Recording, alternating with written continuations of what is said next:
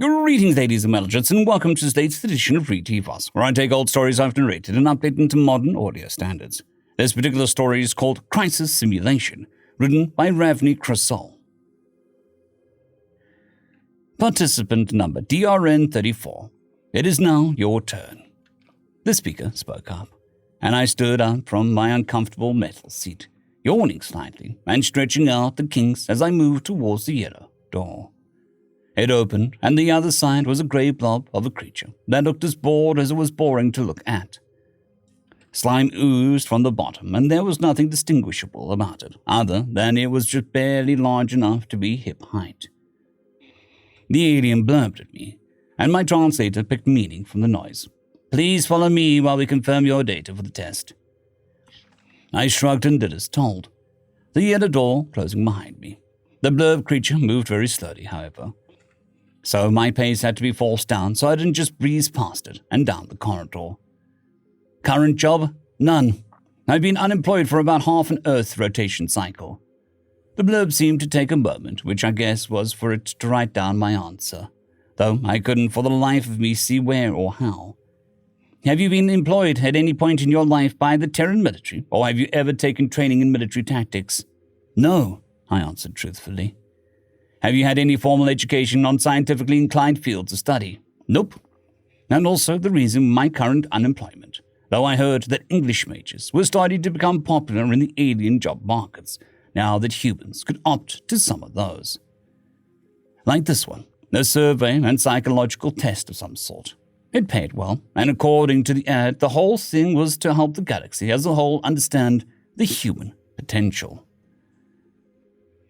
Heck if I know what that meant, but money was money, and the free hyperspace ticket I'd been given would make for quite the swinger in my resume back home. Not that many could claim to have traveled out of Earth, at least not yet. You'll be designated as civilian, is that correct? Yes. A pause and more slime as blurbs continued moving down the corridor. Rating your personal aggression from 0 to 14, where 0 is none and 14 is aggressive as possible. How would you rate yourself? Could you give an example of the most extreme form of violence that you have personally participated in? I guess a 5, I said with a grimace. The worst I've ever done was shout at another person because they'd been very rude to me. Who did a 0 to 14 scale anyway? It felt weird to try and adjust my mental estimates from a base 10. Blurb stopped, and I did as well, feeling a slight moment of shock as the perfectly smooth wall opened up to reveal a simple chair. Looked far more comfortable than the dingy metal one I'd been made to wait on. Please take a seat. The AI will begin the tests once you've settled down. The blurb didn't wait for me to respond before turning around and heading back where it came from. The door closed behind me as I stepped into the room, wondering for a moment what this test would entail. Only one way to find out. I took the seat and immediately a woman appeared in front of me. There was a shimmering quality to her that instantly told me that she was a hologram. Her accent was British. Welcome, tester DRN34. I am GR02, and I'll be evaluating your psychological profile. Do you have any questions? I was never told what is being tested, I commented idly. Nor should you have been informed of such, GR02 nodded. Being told what the experiment is for could skew the results. However, should you desire it, we could send you a copy of the investigation's results once it is concluded. Sure, why not? I shrugged. Let's begin the test then. The test shall be an in-depth simulation of a crisis scenario, GR02 explained, and the lights dimmed in the room around me. The scenario is, you are the leader of humanity. I definitely like the sound of that. And an innately violent species has declared war on humans. They possess more advanced technology, greater numbers, resources, and military experience. I like the sound of that a lot. Their intent is to wipe out every single human from the galaxy. A pause followed, and then screens started to pop up, screens with numbers and names and maps and data. You may begin. My eyes roamed the room. Hundreds of holograms of simulated paper floated and demanded my attention, and each seemed to represent a veritable wealth of data. I was suddenly very lost and confused. How long do I have to do this? You have 1 month to decide on the course of action you'll take for the given scenario. Oh, feck. The payment I'd be getting out of this very suddenly seemed far more reasonable, all things considered. Day 5. Okay, so these enemies have a couple hundred different planets in these systems. I pointed at the map of the area of the simulated galaxy. Correct, GR replied calmly. She was always calm, which was slightly irksome. Advancement through the information was slow, way slow, but I'd be lying if I didn't say it felt like the best damn puzzle I'd ever tackled. What's the estimated population on them? Unknown. Your experts claim there should be around 20 billion in the more densely populated ones, but you do not have anything other than estimates to go by. And I have, my eyes drifted to the pale blue dot of a planet that was under my care, orbiting around a sun 100 times larger than Earth's sun, but otherwise far more alone than the system, having only one gas giant and one Mars-like planet. A lonely planet. The scope of the scenario felt like an impossible situation. It just didn't look like there was a solution where a race under my care could be saved. There was not a single aspect in which the planet could be protected from the onslaught. I scratched my head and thought some more. Day 12. Laying down on the cot I'd been assigned, I stared holes into the roof of the small room. I was fed. I could take however many distractions I wanted while tackling the puzzle. I could even contact home and talk with my family and friends, though I'd been told I could not give details nor ask for help regarding the simulation. But other than that, I was basically just given free rein. I'd normally just slack around and waste the time, but I felt motivated. I wanted to solve this. I wanted to win. Even if everything appeared to be set up in as grim a situation as it could possibly have been. Today, I'd been learning about the political situation of the simulation, and though there were other players in the scenario, none were close enough nor had the resources that they could have any impact on the situation. Numbers kept piling up in the back of my head as I kept thinking. Resources, lives, distances, times, weapon types, shield types, politics. It was just too complex, too filled with minutiae I could just lose myself into. I had to think of the big picture. Day 17. They will hunt every last one, I muttered as I scratched my head. It doesn't matter if we manage to escape.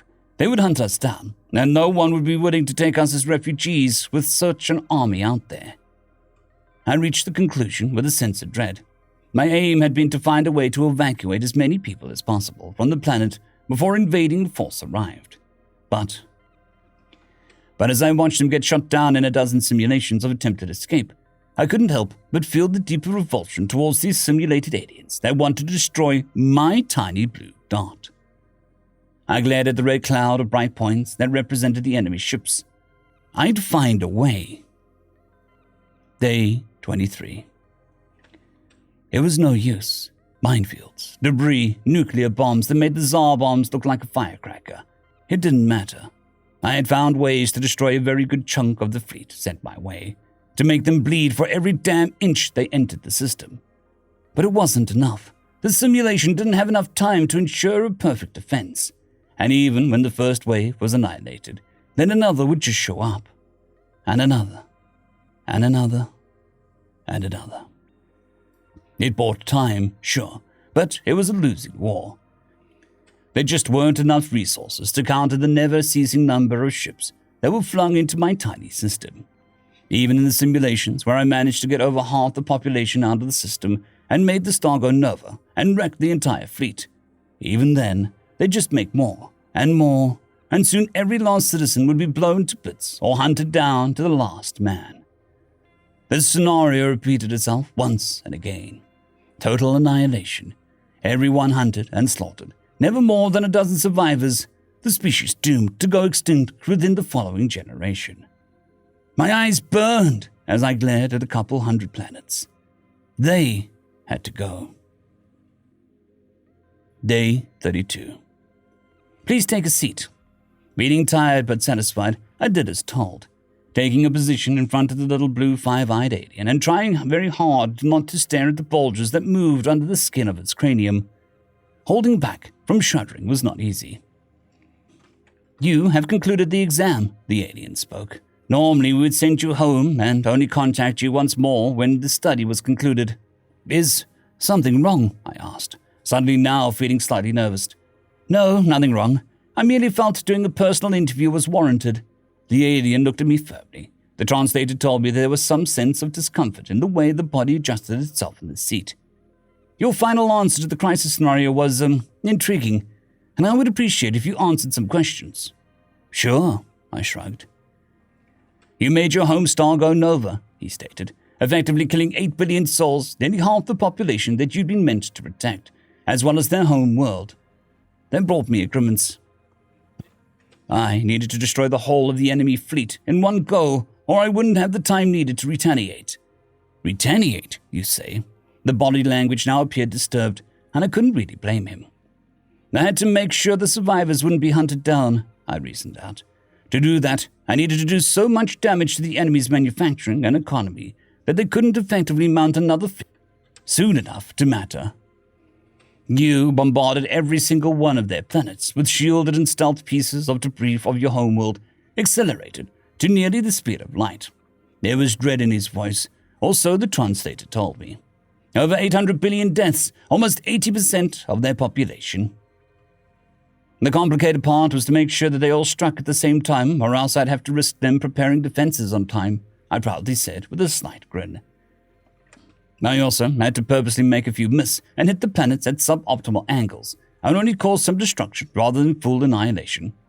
What? Why? Now the translator warned of utter shock.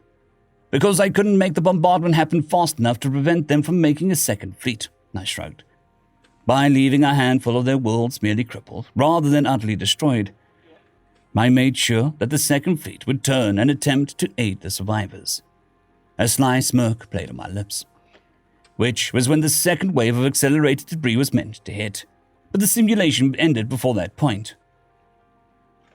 The alien had barely moved, but it seemed the shifting of its eyes was equivalent of it showing emotion, because boy, was it showing a whole lot of them. My translator simply stopped trying to as mute silence stretched out. Your species would no longer have a homeworld, it finally spoke with morbid dread. We'd have lost it anyways when we were exterminated, I waved it off. The test was to try and survive, and I did. Crippled and homeless, but the species would survive. And whatever enemies remained would no longer be a threat. The alien slumped on the chair, looking at me for long seconds. Could you tell me at least why you didn't attempt to negotiate a ceasefire? A moment stretches out, and I only blinked in shock. That was an option? End of story. I would like to thank our T5 members and patrons, Casper Arnholtz, John Creighton, Vidmori, 050, Dragzoon WRE, and Elijah Silvercross. Thank you very much.